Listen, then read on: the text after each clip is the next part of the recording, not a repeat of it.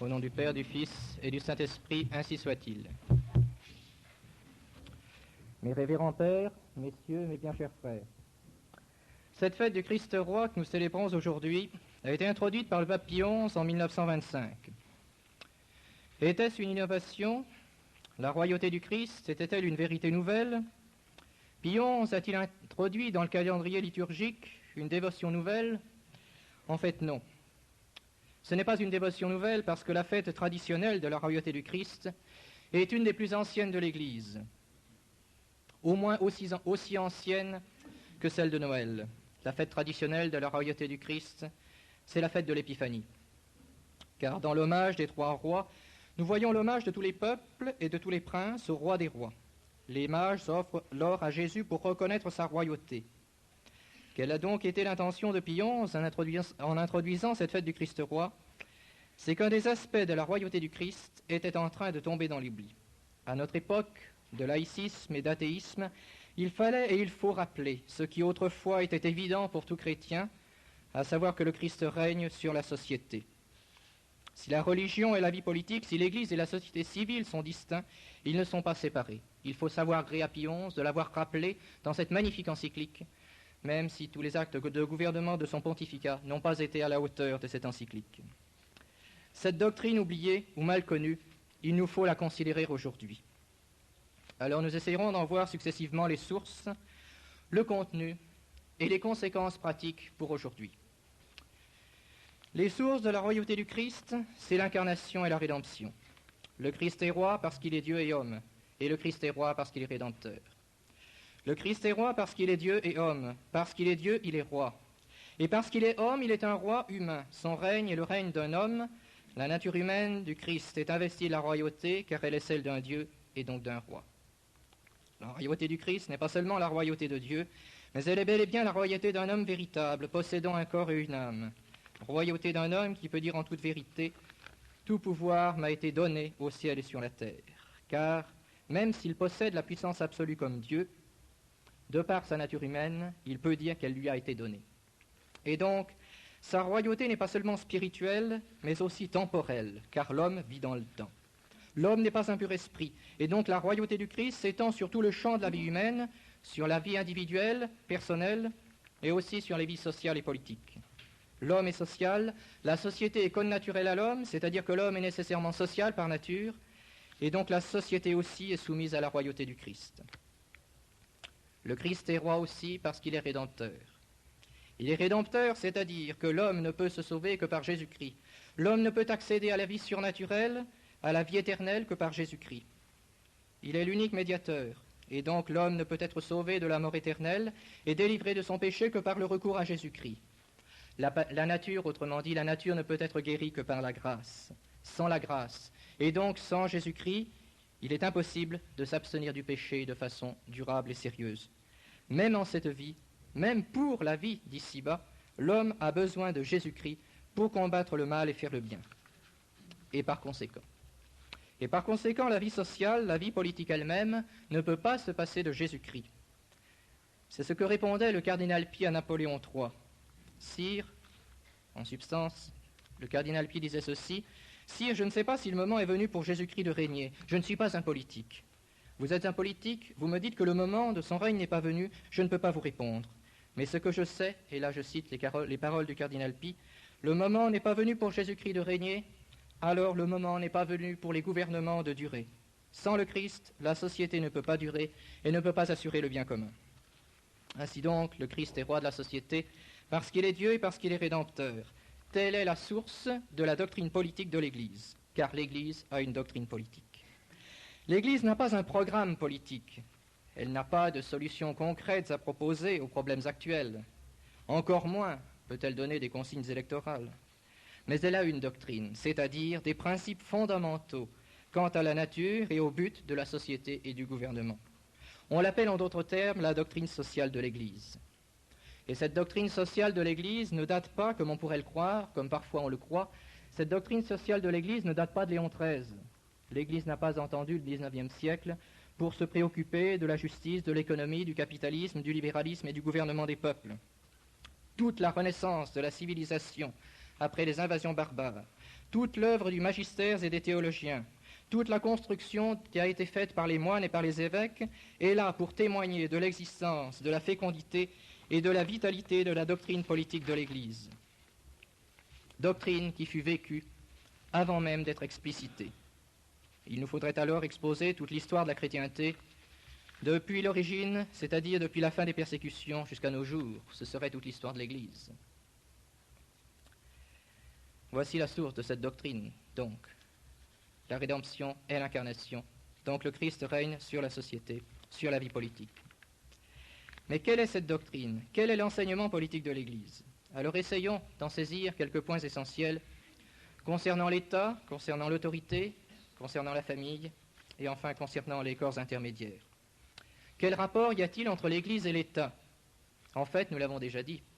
Le Christ règne sur la société. Par conséquent, l'État est soumis au règne du Christ, ce qui veut dire pratiquement que la religion catholique, qui est la religion du Christ, est la religion officielle de l'État. L'État est catholique. Les magistrats ne sont pas seulement catholiques à titre privé, ce qui du reste n'est pas absolument nécessaire, mais ils le sont dans l'exercice même de leurs fonctions. L'État ne peut pas être séparé de l'Église. Cette profession officielle de religion de la part de l'État entraîne le respect de la loi de Dieu dans les affaires publiques. Le décalogue est la charte et le fondement de l'État. Ce n'est pas la déclaration des droits de l'homme, mais c'est le décalogue qui est la loi fondamentale de l'État. Et par conséquent, l'État veille au respect de la morale naturelle. Les lois sont l'application concrète et particulière du décalogue. L'économie, le travail, la famille, la morale publique en un mot, sont conformes aux exigences de la justice et de la loi de Dieu. L'État réprime l'immoralité et facilite la pratique du bien. C'est pourquoi l'État catholique n'admet pas la propagande immorale et antireligieuse. Il s'oppose à la propagation et à la profession publique de l'erreur, et donc éventuellement de l'hérésie et de l'infidélité. Les fausses religions et les fausses philosophies sont les ennemis publics, ennemis aussi bien de l'Église que de l'État. L'erreur n'a aucun droit. Les fausses religions n'ont aucun droit. Il n'y a pas de droit naturel à la liberté religieuse pour toutes les religions indistinctement. Seule l'Église catholique possède d'elle-même ce droit à la liberté religieuse. Et nous pourrions citer ici une foule de documents de la tradition et du magistère. Cela veut-il dire que l'État catholique exercera une persécution à l'égard d'autres religions?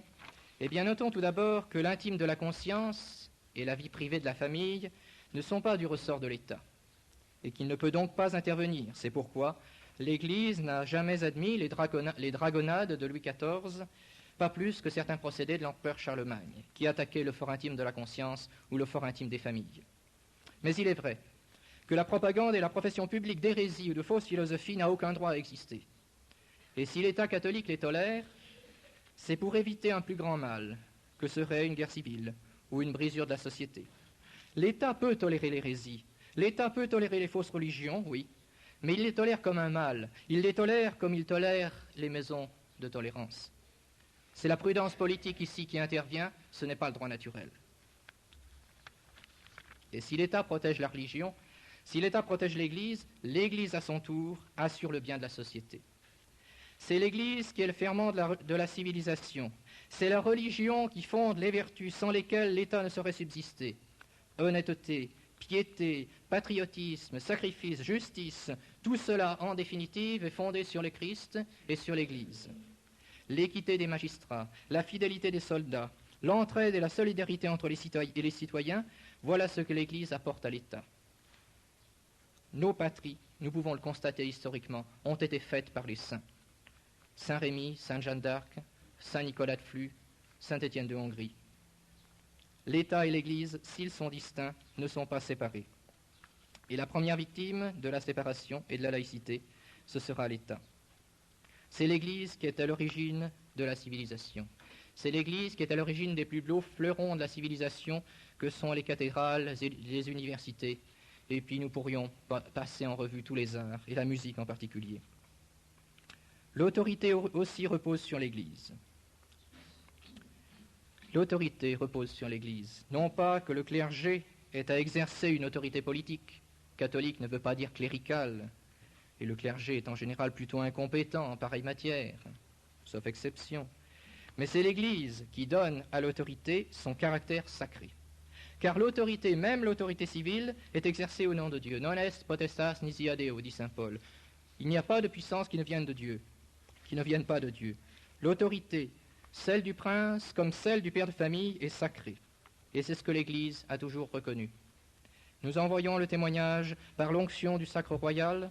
Nous le voyons aussi dans les cérémonies religieuses qui accompagnaient la réunion des Landsgemeinde dans la Suisse primitive. L'Église rend sacrée et légitime l'autorité. Le pouvoir est de droit divin. Le pouvoir est de droit divin, que ce pouvoir soit monarchique, aristocratique ou démocratique. Il s'exerce toujours au nom de Dieu, toujours au nom du Dieu Tout-Puissant que l'Église représente. Et il faut donc se féliciter que certains pays, dont en particulier la Confédération helvétique, aient leur constitution qui commence par ces mots « au nom du Dieu Tout-Puissant ». Ainsi donc, même en démocratie, le pouvoir est sacré. C'est pourquoi, si le choix des magistrats et des programmes politiques peut être objet d'élection, et ceci ne s'opposant en rien à la doctrine de l'Église, la doctrine politique elle-même, la morale et la religion ne peuvent pas être objet d'élection. La démocratie telle que l'Église l'accepte, c'est celle qui reconnaît la royauté du Christ, la souveraineté du Christ. Et si donc l'unité doctrinale d'un pays est insuffisante, alors la démocratie devient un fléau.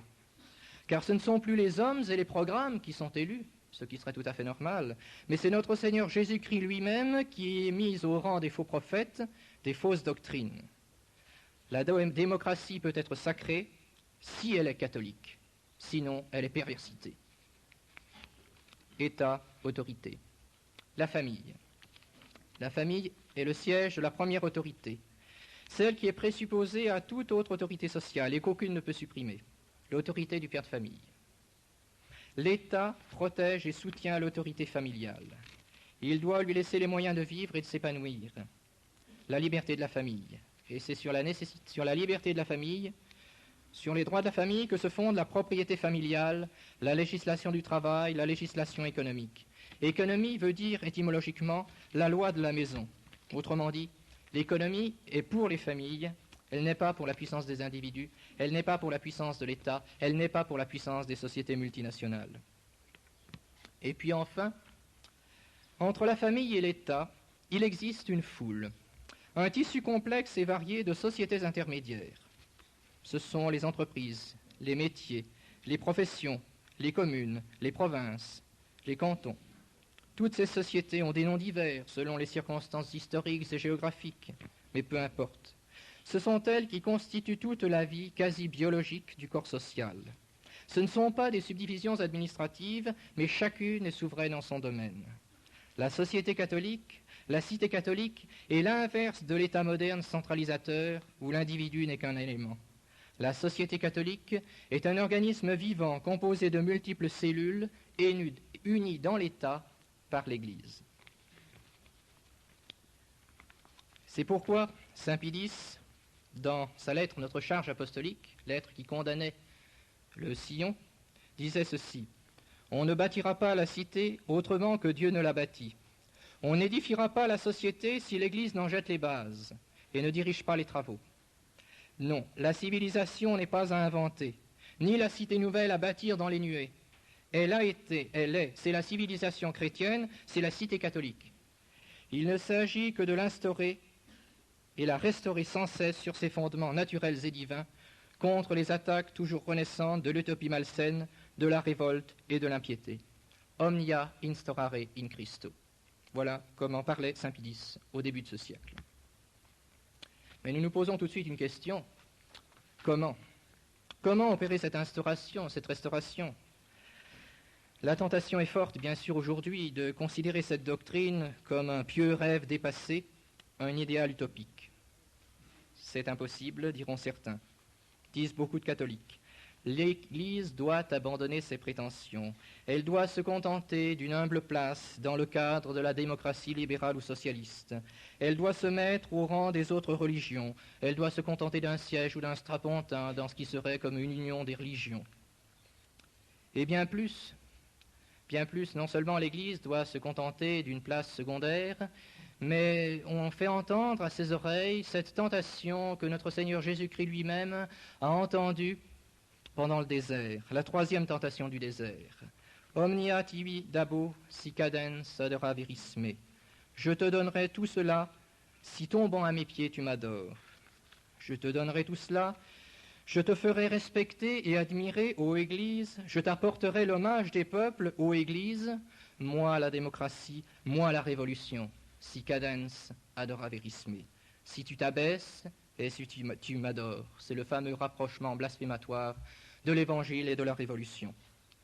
Vade Satana. Vade Satana. Nous ne trahirons pas l'Église, nous ne trahirons pas le Christ. Nous refusons cette apostasie, nous refusons cette trahison, trahison de l'Église et trahison de nos patries. Car nous savons que le salut de nos patries passe par la rédemption, passe par le Christ. Cette doctrine du Christ roi, nous la tenons et nous la prêchons, et nous savons que la vérité est forte par elle-même et qu'il n'y aura pas d'autre solution au salut de la société que la restauration de la chrétienté. Et que faire concrètement alors, aujourd'hui ? Eh bien, d'abord prier. Prier parce que nous savons que tous les actes humains dépendent en définitive de Dieu. Priez donc, priez Notre-Dame du Rosaire, priez la Vierge de l'Épante. Car nous ne devons pas oublier que ce qui est vrai de l'action politique, que ce qui est vrai de l'action apostolique, ce qui est vrai de l'action apostolique est aussi vrai de l'action politique, à savoir qu'elle doit être le fruit de la vie intérieure. Une action politique qui n'est pas fondée sur la vie intérieure est vouée au départ à l'échec. Prier, mais agir également. La piété est utile à tout, mais elle n'est pas suffisante. On dit bien parfois que le rosaire est un fusil à 50 coups. Sans doute. Mais je doute fort que nos amis du Liban se contentent de ce fusil-là. Alors que faire ? Eh bien, se souvenir que le tente ne se prend pas, mais il se reçoit. Or, il faut bien avouer qu'aujourd'hui, les catholiques n'ont pas parmi eux suffisamment d'hommes capables de s'imposer par leurs compétences doctrinales, professionnelles, économiques et politiques. La piété ne suffit pas. La première tâche sera donc pour nous de former des élites qui le soient non seulement par la piété, qui le soient d'abord par la piété sans doute, mais non seulement par la piété, mais aussi par leurs compétences. Compétences en premier lieu dans leur devoir d'État, et puis compétences doctrinales, compétences dans l'aptitude au gouvernement. Alors ces élites pourront un jour, peut-être pas si éloignées, assumer des responsabilités qu'on sera trop heureux de leur confier quand il deviendra évident qu'ils seront les seuls, par le Christ et par la doctrine sociale de l'Église, à pouvoir sauver la société du désastre. Élites qu'il faut former, que ce soit dans les mouvements de jeunesse ou que ce soit dans des cercles de chefs de famille. Que des chefs de famille se réunissent pour étudier la doctrine de l'Église et pour se concerter sur la situation politique de leur pays. Ce sont là des réalisations concrètes qui porteront de fruits dans l'avenir. Et Pie XII n'a fait autre chose pendant tout son temps pontificat que d'appeler à la constitution de ces cercles de chefs de famille. Se souvenir aussi que l'action requiert de bannir toute attitude de sectarisme. Pour cette restauration de la chrétienté, nous devons pouvoir compter sur tous les hommes de bonne volonté. N'oublions pas que certains agnostiques ont plus fait pour la royauté du Christ que certaines pieuses personnes. En ce monde, ici-bas, rien n'est absolument pur, à part la vie intérieure. En ce monde, rien n'est absolument pur, rien n'est absolument saint. À ne vouloir que la perfection, surtout en politique, on se condamne au sectarisme, à l'isolement et à l'échec. La cité médiévale s'unissait dans la construction des cathédrales. Aujourd'hui, ce n'est pas une cathédrale de pierre qu'il faut construire, parce qu'il faut d'abord construire la cathédrale politique avant de construire la cathédrale de pierre. Puisse-t-il y avoir en nous cette énergie des grands bâtisseurs, cette force, cette charité en un mot, qui est le principe de la divinisation du monde. Charité. Charité personnelle sans doute, mais aussi charité politique. Oui, charité politique, le mot est des souverains pontifes eux-mêmes. Charité politique qui fera de la cité terrestre la préparation de la cité céleste, ainsi soit-il. Au nom du Père, du Fils et du Saint-Esprit, ainsi soit-il.